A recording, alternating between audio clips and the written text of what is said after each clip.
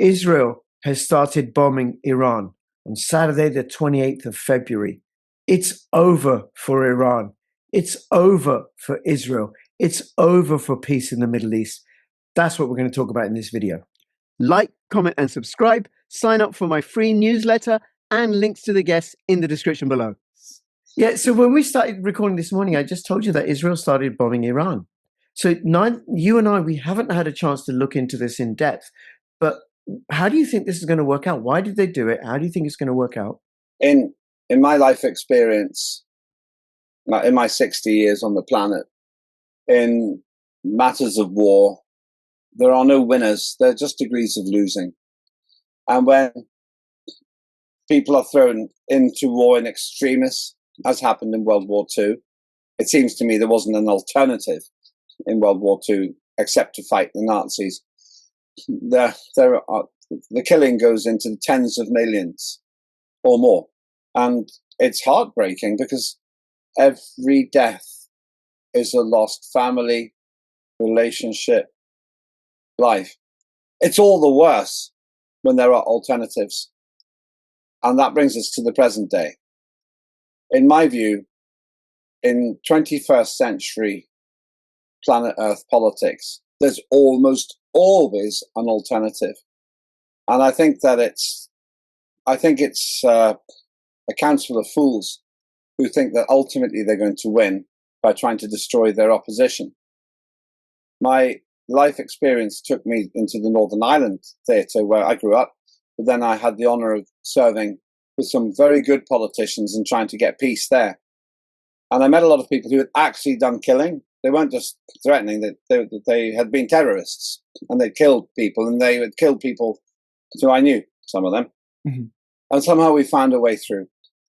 When you decide to try to knock out your enemy, you either have to do a very thorough job, or you will, in my view, make that enemy determined, and you will get allies for that enemy. And that's my danger here. And I'm not really talking about the ins and outs of Israeli politics and so on. I'm talking about the reality of human conflict. And it's heartbreaking. I have worked with so many Iranians, and they're generally just like us. They're not like some weird different species. 90 million people just trying to get on. And actually Israelis on the whole too. Mm. But when politicians make bad decisions, it's usually not they who die. But the collateral damage can go for generations. Yes, yes. And it's the politicians who send other people's children to die for their own vanity and for enriching themselves. I just want to point out, this is the second video that we've done, and you used to be a member of parliament for the Liberal Democratic Party, so you do have some insight into the workings of government. Now, why has Israel done this? It's unfathomably irresponsible for Israel, in my view, to bomb Iran. And I have very rarely involved myself in Israeli and Gazan and Middle East politics because, in my experience, I've very rarely, if ever, changed anyone's point of view about the subject. So for me, it's been quite a waste of breath in a sense, because I recognize there are people who take a Zionist view. I recognize people who are very against the Zionist position. So I don't tend to talk about it much. But the reason this is important isn't because of the objectives and the political positions, but because of the means that they're using. Military means. Military means don't succeed in convincing the enemy or other people or neutrals at all, because military means is just based on the might is right principle. And that just doesn't work for me. We spend our lives as parents telling our children not to fight in the playground, and yet we see entire nations doing exactly that. Why am I inclined to comment on it on your show now? Because this has consequences for the world. This creates hate, and it creates retaliation. It escalates rather than de-escalates on the whole, even if the repercussions aren't felt in days or weeks. It can be months and years. But the main reason is because on the table, because my own faith tells me that killing other human beings and generally wrecking other people's lives is not the way that we're supposed to resolve our problems. Take a step back from this. We're all living in a tiny little planet, a pale blue dot hanging in the sky there in the Bible black darkness. We're a precious resource to the universe. How can we ever justify going to war like this on the basis of a preemptive strike? Okay. And for those of you that are in the UK, just want to let you know that you can legally, lawfully withhold your taxes as a protest against war, but also as a protest against this government's policies from notaxforwar.com. We find out more in there. It's completely legal, peaceful, and lawful. Okay. Now, the consequences of this in terms of the economic and political consequences, how do you see those playing out? What will Iran do? What will happen in the rest of the Middle East? In my experience of Iran, they're quite circumspect. They're realists. They're often portrayed as mad fundamentalists, and we can have on another day a theological conversation about the ins and outs of various political creeds. That's not primarily what will drive them. And now I'm speaking from the benefit of experience of knowing many Iranians. They'll say, what's the least worst response in the interest of ourselves and our country? That's the question I'll ask. It's such a fast-moving situation, of course, that viewers who are reviewing this program again will be able to compare if what we're saying is right or wrong. But I'll put two suggestions forward. First of all, they will feel obliged to retaliate, and potentially some of their allies too. And Iran has many allies. Iran is essentially the regional superpower, much more than Israel, that has tried to create stability even when the West has destabilized things, as we did with the Arabs, so forth. So they'll feel obliged to retaliate because they will think that's their duty to an extent. But the second thing I'll say is they don't want to annihilate their country. As we speak now, I thought that the talks between Iran and America were going quite well. That was the impression I was getting. Iran was beginning to make some pretty substantial concessions about its uranium, its nuclear weapons capability. And I find that encouraging. And America has an enormous market there, 90 million people who in many ways admire the American way of life and would like to buy into it. So on the basis that we have a president, Donald Trump, who wrote a book called The Art of the Deal, you can see how they would rather have done jaw than war, to quote Churchill. But it's possible that Israel's intervention is unilateral to try to prevent that from happening. We can go into conspiracies and say, well, America asked Israel to do it to give an excuse and so forth. You can get into complicated theories like that. But it's possible that Israel just didn't want that deal to go through. Right. The people in Iran, the ones who are alive, will be having just these conversations and trying to work out what's the least worst option. Right. Yeah. No, I can get how Israel Netanyahu, because he was dependent upon the war continuing for his own personal survival, facing criminal charges for corruption and stuff, would want it to continue. Okay, if the talks are going well, and I'm not saying they're not, then let's sabotage it by bombing Iran.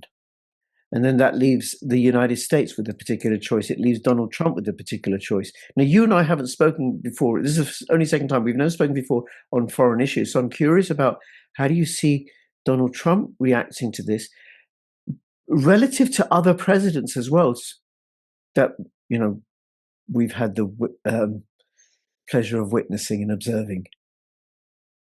There are driving factors for peace and driving factors for war.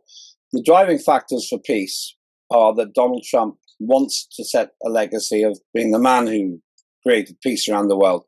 He made some pretty interesting decisions in other parts of the world on that basis.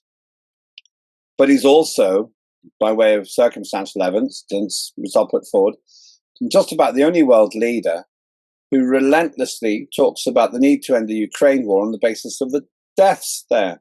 He wants to stop the Russian and the Ukrainian deaths primarily. And I suppose all the mercenaries, let's call them, who happened to be working in Western military situations before they went to Ukraine. So he's talked about the deaths there, and that's a driving factor for peace.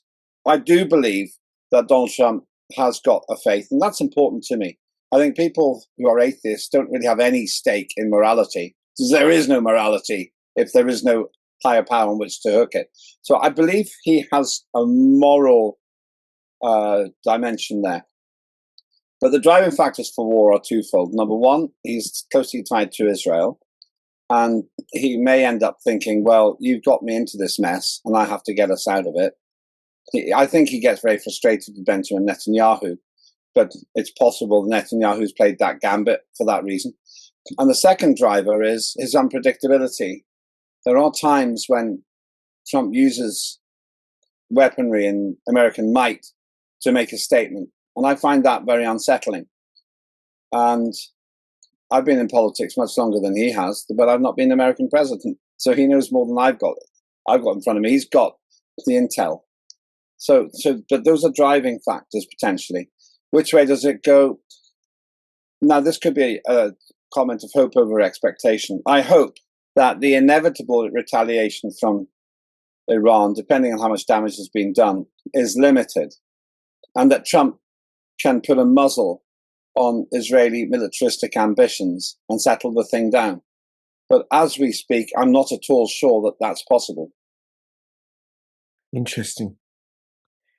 I do appreciate that you seem to get the nuances because of how Trump is as a president compared to that wonderful, articulate, smooth-talking, Nobel Peace Prize winner assassin who's responsible for the deaths of hundreds of thousands of people in the Middle East, who dropped more bombs on Pakistan in the first 100 days of his presidency than George Bush did in 8 years. But he gave a good talk. He didn't send out rude tweets, mean tweets. So apparently that makes him a whole lot better in people's eyes. That doesn't cut it down much. Are you talking about Sleepy Joe Biden? Sleepy Joe Biden, the man. He wasn't a smooth talking assassin. He was he was like a slow walking assassin, couldn't barely talk. No, Barack Obama. You remember Barack Obama won the Nobel Peace Prize? Yeah. Yeah, I realized you meant Barack Obama, and he was the greatest hypocrite. He came in, and I was fooled, by the way. Me too. I was fooled. Yeah. Because I thought this man talks a great talk. And before he was tested in the white heat of presidency, in the white heat of the White House, I'll probably use that again, he looked promising. But he didn't shut down Guantanamo Bay, which he promised to do. He oversaw the execution of enemies. Not a trial. They're just shot dead. American citizens, no less, including a 16-year-old who was the son of an alleged Al-Qaeda leader. Yeah, there's a lot of blood on the hands of Barack Obama. He went along with in my view, we talked about this on a different show, the fake news of a climate emergency. There's so many things that are wrong there. But because he looked more statesmanly, apparently he was better than Donald Trump. And then Sleepy Joe Biden, who I mentioned in jest, a man whose favorite speech of mine is when he said, in my America, poor kids can do just as well as white kids. Right, okay, that tells us quite a lot about your thinking, pal. That's a very close quote, it's almost exactly what he said. Those people were happy to warmonger. And in neither case did they relentlessly cite the loss of life in wars such as in Ukraine. Yeah. But Trump has got a problem here because Israel and America have this very close relationship. And Israel, by the way, if I was running a training course on lobbying, I would cite Israel as a case study in brilliance. They're brilliant at lobbying. They get money from America. They spend a lot of it on whatever it is they want to do, and then they recycle some of that money to lobby America. It's a never-ending cycle. It's really effective lobbying operation, and it's been effective. Yes, because the overwhelming majority of American politicians have a relationship with that lobbying operation. But that also means at a time like this, there are dangerous consequences. And sometimes, however close you are to a friend, if they hit out in the way they shouldn't, if you're a true critical friend, you call it out. And that's the problem. That's the danger here. If people just don't react on the Israeli side, you can bet your bottom dollar others will. And incidentally, Trump also has to think about the United Arab Emirates, which tends to play a very clever line, tends not to get involved. The nearest you've got to Switzerland in the Middle East as a kind of neutral partner. And then you've got Saudi Arabia, which has been good at running with the fox in the hands. And what's going to happen in Syria, which is run by a man who had a $10 million bounty on his head? That's a bit of a turnaround, isn't it? Then he put a suit on and went somewhere to meet someone I haven't met. That's Donald Trump in the White House. Pretty good PR there too. So we've got all these dynamics, and Trump, if he's smart, will work out what the least worst option is. And that's what we're into here. We're not into the best option. It's the least worst option. It's the lesser of evils. And he's playing a big game here because Iran's got very powerful allies. Yes. Okay. I'm going to posit something that you may or may not be aware of, but it's one of the themes, I suppose, that I've been uncovering for myself. So I did a video a few months ago with an author and a historian. And this is with Matt Errett. And what he talked about is how the City of London, through its proxies, has cultivated and promoted Wahhabism in order to undermine the Ottoman Empire. And the Wahhabis then gave rise to ISIS, Al-Qaeda, Taliban, those extremist violence expressions of Islam. The City of London also fostered the Schofield Bible, which then created the Christian Zionist movement, where, what we got to do is we got to disappear all the Palestinians and have for a greater Israel, and then Jesus will return. But they also fostered Zionism, and then deposited Israel as this military base, drew straight lines across the Levant in order to keep the friction going and have these three Abrahamic traditions fighting each other in order to sow discord, prevent the emergence of strong nation states, and thus make it easier for them for the City of London and its proxies to carry on extracting resources from that part of the world. You see it playing out in Africa and the British did this in India. They did it in Ireland, like somehow Protestants and Catholics can't live together. No, let's leave this festering sore that we can use to stir up conflict. So one of the arguments that many of the presenters on my channel have said, and I can see this rolling out, is that the role that Trump is playing is out to destroy the proxies of the City of London in order to bring about peace, in order to bring into play the American system of political economy. And I do remember in 1979 when the Ayatollah Khomeini came to Tehran when the Shah was overthrown. My father is Shia Muslim, by the way. My mum's Sunni. My wife is Christian. My brother's wife is Jewish. So I am a family Christmas of the must book. be tough. Why? No, I just watch. Happy everything. Happy everything. I'll tell you a really funny story. How dare you say that, infidel? I'll tell you a funny story. Slight aside, right? So one is my children never went to school. They were home educated. And when I think my son was about 9 years old, I said to my Christian wife in November, I said, listen, this year, can we have Christmas be about Jesus' message? Because Jesus is a prophet for Muslims. We believe in the second coming. I said, can it be about his message of love and peace rather than plastic and the consumption and the deification of Santa Claus? And the Christian turned to the Muslim with no sense of irony and said, if you want Jesus in Christmas, you put him in.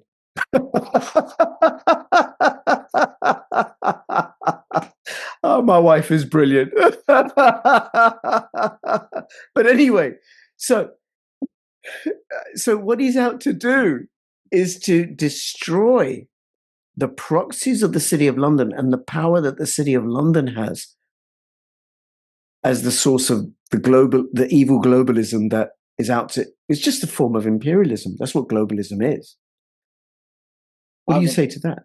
I have a different view. Okay. And I have a political, a social, and a process reason for having a different view. Mm-hmm. Doesn't mean I'm right, but I'll share it. The political reason is that for Donald Trump to do all that requires him to basically invest all his time on that, because it's very complicated, and that'll tie into the process point in a minute. But you can't look at much else. You can't look at your domestic policies. You can't look at dismantling the environmental nonsense that's gone on in the United Nations. You're not able to drain the swamp. You're not able to deal with these other problems you've got, because it's so complex what you've suggested there. And I just don't think that a president has the bandwidth to do it. I would say presidents operate, to quote a book about probably Bill Clinton, in primary colors. You don't get the nuances, you don't get the shading at the edges. So it's the big primary colors, and you move on. If it doesn't work, then you move on. I've been in that situation. When I was humble leader of the Welsh Liberal Democrats, it was like that. I'd give something all my attention for a bit. If it didn't work, I'd delegate it or stop, because I just didn't have the time to carry on. That's my first view. The second one is social. I think that Donald Trump has built genuine relationships around the world with some of the people he would then have to undermine. I think Donald Trump would like to get on with Britain. Unfortunately, when he comes here, the only person he finds that he can respect is the king, because there aren't very many politicians left who he can take seriously. But in the Middle East, he's had more success. And that social point, in his view, I think, if you read his book, The Art of the Deal, that social point also relates to business opportunity. And he is essentially a businessman. He succeeded and failed on his own terms. And I think from the social point of view, he won't want to muck up some of the relationships that he'd have to muck up to do that. But perhaps, even if you're not sure about those two, the third one is the process one. It is, in my experience in politics, that complicated projects never work. They just fall to bits, too many variables. And for all of that to happen, a whole bunch of stuff all has to work for it to happen. Now, you've seen various debacles. One ruined the reputation of a man called Jimmy Carter, who was president of America. Big mess in the Middle East, because there are too many steps in what he was trying to do. Whereas Richard Nixon, Tricky Dicky as he was known, nevertheless went to China and did a big thing. He said to China, come in from the cold. One simple, big thing. And the whole world's benefited from that, because China became less isolated, and they build all the stuff we don't want to build now because we've exported our manufacturing. So that was a simple success. Now, with Trump, he wants successes. He's an old man in a hurry. And I think that that's too complicated. That's my opinion. So what I think he's doing is he's trying on a project by project basis to get wins. But there's one area where I think you would be right if he was trying to do it. He needs to take a slightly more holistic approach, because it's all interrelated. If Israel bombs Iran, that has consequences for America's relationship with Saudi Arabia. I play chess, and all the chess pieces interact, by and large. And if he gets the wrong move, he could mess up another part of the chessboard. And that's bad for America, and it's bad for his legacy. Yes. No, it is a really, really complex game, and the point that I was going to make before I went off about the personal story about Jesus at Christmas, or I've forgotten it again. Brilliant personal story. It was worth it. It was worth forgetting whatever boring political point you're making, because I'm going to use your story. I've got a few. No, I'm not offended at all. I've got a few like that. My wife is absolutely fabulous. But there may be stuff that you're not aware of that he's been doing, because it's so, one, not covered on the mainstream media. When it is, it's so misrepresented that this is why you should subscribe, comment, like, watch every single one of my videos, Lembit. Okay. So I agree. I will. I'm liking this, only just to watch myself again and again. That's right. That's right. If only to watch yourself. That's important. What's this bit about Christmas, everyone?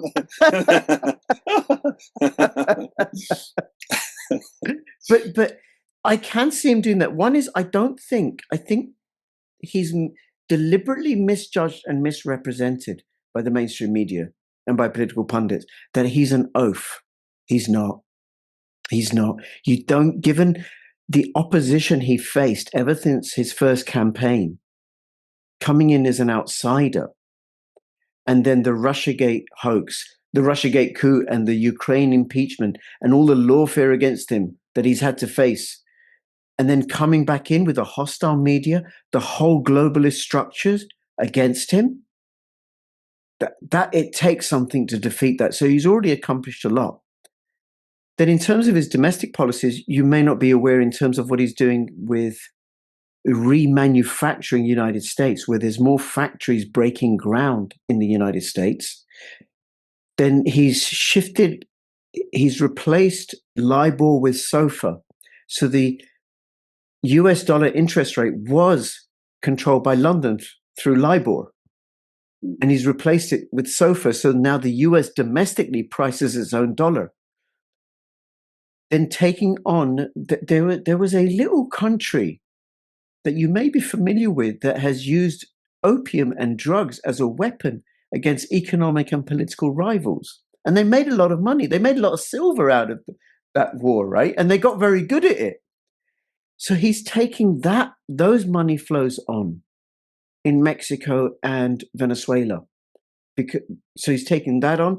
Then the other thing that he's doing, and I didn't know about this at all, Lembit, I'd never heard of this until very recently, which is the American system of political economy. This is not socialism. This is not free market capitalism. And I've been interested in politics since I was 18, and as a traditional former old school British lefty, socialism, Marxism, all that business, and then the Tories with their free market laissez-faire Thatcherism policies and stuff. Now, the American system of political economy is something else. And it's anti-imperialist in design. And US presidents that have tried to implement this have been killed by the British. President Lincoln, President McKinley, JFK tried, and the MI6 are implicated in that. And now Trump is trying to put it in, but it isn't covered. Now, if you want to know what the American system of political economy looks like in action, I invite you to look at what's happening in Burkina Faso with Ibrahim Traore. And given your vantage point over there in the International Space Station, where you can see the whole world, you should be able to hone in on that. And the last thing that the international banking cartel wants, that is sourced out of the City of London, probably the most powerful central bank there's ever been, is the inability to use financialization as a weapon to extract collateral from other nations. Now, it seems to me you're being a bit thoughtful, and I may have provoked something there. Yeah, in a good way. First of all, I find this interesting. I hope viewers enjoy the fact that you have to think for yourself when you're watching this. If you don't like this, go and watch Celebrity Traitors, or whatever it is, or the BBC, or the BBC, or my favourite carbohydrate ingestion from television, Tipping Point. Oh, I don't know where that. People press that they put coins in a machine and the money comes out at the bottom. There's absolutely no intellectual importance to it whatsoever. On the other hand, you're right. You've got me at the other end of this very high protein consideration. And what you're seeing here is me trying to process a pretty sophisticated worldview that you've just effectively and eruditely outlined. My view is, again, based on the principles I said before, primarily on the fact that cock-up often happens in complicated plans. It does. And I think that complicated plans don't tend to work. Let me describe to you probably the most important thing I was involved in when I was a member of Parliament, and that was the Northern Ireland peace process. The bits that worked were the simple parts: fly over, sit in a room, ask people not to kill each other, come back, report back to Mo Mowlam, one of the greatest politicians I ever met, go back, talk to the other side. It was linear. It wasn't really that much in parallel. And it worked because we built it step by step. I think that the complicated analysis that you provide is risky because it could break down just if one bit goes wrong. And the other problem is some of the variables are bigger than any individual can control. The markets, they operate like great big ogres sitting in London and Frankfurt and Wall Street. And politicians can't really control those very well. So I think that it's a variables problem. But there is another thing, and this is what I was actually thinking about when you observed me being thoughtful. You said something at the beginning, it was almost throwaway. Well, maybe we don't know some of the details. I do agree. I wonder how little we know. And there's a good example. Look at the Epstein thing, this horrendous, perverse, seething cauldron involving the great and the good, who all have to be cited as follows. Of course, Bill Clinton's giving of testimony doesn't imply wrongdoing. How many times have we heard that phrase? Doesn't imply wrongdoing. But they all knew this guy. And I don't think we know the half of it yet. The same is quite possibly true of the analysis that you put forward. So perhaps you're right. Maybe it really is that complex. Think about how we've got to talking about this, though. About Israel's bombing of Iran. And that's back to my chessboard point. It's all interconnected. And I would like to think, I pray that in 30 years' time or 50 years' time, war is conducted on the trading floor rather than in the battlefield. And the transition to that could be the shift from human conflict to drone conflict, where you lose when you're bankrupt. But you actually do what happens in chess. You resign, you accept defeat before you're bankrupt and argue terms. Yes. So it's interesting that I'm cautious because I don't like to go beyond what I know. And maybe you're right. But it makes me realize the big thing here. It's all interconnected because we're only on this one tiny planet, as I can see from where I'm sitting. Yep. And I get your point about it being complex and complicated projects. They do collapse. I mean, I know when my kids were much, much younger, just the simple task of getting them out of the house so we can get to the library or the supermarket, what do you mean you've lost your sock? So, that wasn't in my schedule for you to lose a sock.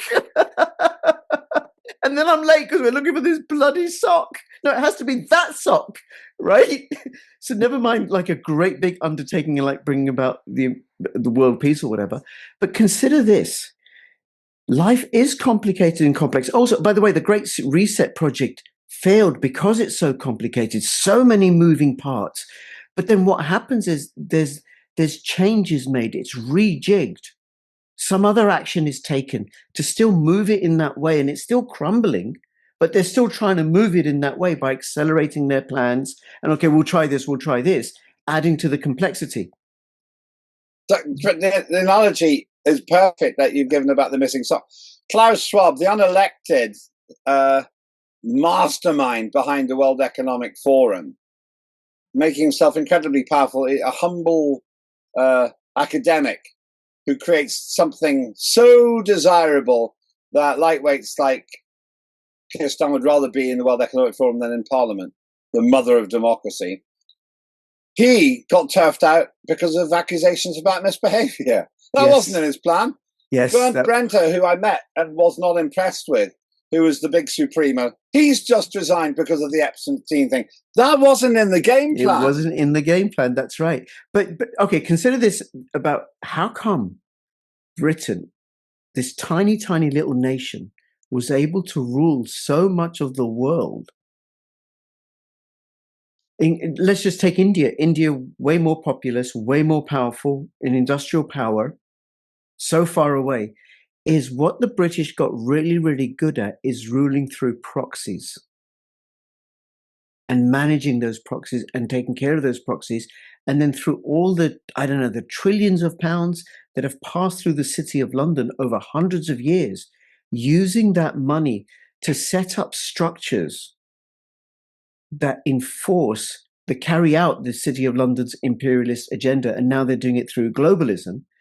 So then you have the United Nations coming out the City of London as a proxy, the European Union, the World Economic Forum, Klaus Schwab appointed by Henry Kissinger. Henry Kissinger, in a speech at Chatham House, said that he reported more often to Britain, to the Home Office, than he did to the State Department.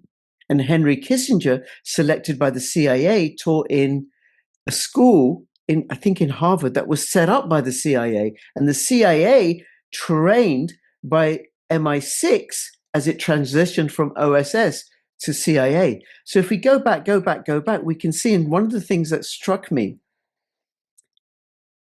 during lockdown is the emergence of these elite Indians and Pakistanis in positions of power in Britain and Ireland all of a sudden. Priti Patel, Leo Varadkar, Hamza Yusuf. Well, that harks back to the embedded, long-standing relationships that the City of London established with the Indian elites. And one of the things that I do is that I told you I'm a social worker. I don't ever see abuse happening. I've never seen it happen. What I see are lots and lots of red flags that point to it. Lots and lots of connections of red flags. And I don't know how else a small, tiny nation that only had financial power, really, and a navy that was shored up by the financial power could rule so much of the world, other than through proxies. I have a theory, and I'll try and share it in 60 seconds. P equals C cubed. Power equals C times C times C, which is the C stand for conflict, coastline, and climate. This is what I think happened to Britain. Mm-hmm. Conflict, because in a conflict environment, you have to learn fast. They are the quick and the dead. You basically outsmart whoever you're fighting, or you lose. And so Britain has been at war a lot across the last 500 years. They fought everyone from the Spanish to the French to the Germans, and that accelerates the development of technology and so forth. Second thing is coastline, because until recently you had to use ships to get your troops around, and Britain was well placed to explore the world. And then climate, and I think this is perhaps the underlying one. If you live somewhere like Greece or southern Spain, you can plant stuff pretty much any time of the year and it'll grow. Mm. It's growing season, you starve. So, well, the Spanish and the Italians are basking in the glorious winter sun with a nice glass of wine. The Brits are sitting here poking seeds into the rain-swept ground, going, there's got to be more than this. And that encourages them to go and conquer warm countries. So if you put, that's a very short version of my theory, P equals C cubed. That's, I think, the only way I can explain why a relatively small country got so far. But there is just one part of that which is quite persuasive. Technologically, Britain was far ahead of the countries it conquered. And that's unarguable. That's obviously that's something that happened. And they were able to enforce something. There was a book called Britain's Public Schools, written around 1909, and it described some of this as the Englishman marching across the world with a Bible in one hand and a musket in the other. And that's essentially what happened. And Britain has only done well because it's managed to plunder a lot of wealth from around the world. Not everybody suffered for it. Some countries are a lot better off as a result of it. But I think that's what happened. Now, tying that back into what you said before, I don't think there were a bunch of leaders in Britain in around 14 or 1500 saying in half a millennium, we want to be the biggest empire the world has seen. But that was the consequence of the decisions that they made out of expedience at the time. Yeah. Well, I think that's a great P equals C cubed. That seems to fit. Never heard that before. Well, it's my invention. Opik's doctrine. There you go. You heard it first here on your show. What I described is the process by which Britain gained its supremacy. So anyway, Lembit, thank you so much for this discussion. Really appreciate you coming on and having this conversation with me. Look forward to having you on again. And definitely, you need to subscribe, comment, and like to every single one of my videos, Lembit, so you can learn about this and then go toe to toe with me. And I do appreciate how you are willing to engage with novel, sensible, viable ideas versus denying the existence or importance of photosynthesis. And also, please do check out Lembit's work. Please share, comment, like. Let me know what you found fascinating and interesting in this conversation. And what do you think about P equals C squared? This is Rich and Lembit signing out. All the best. Bye-bye.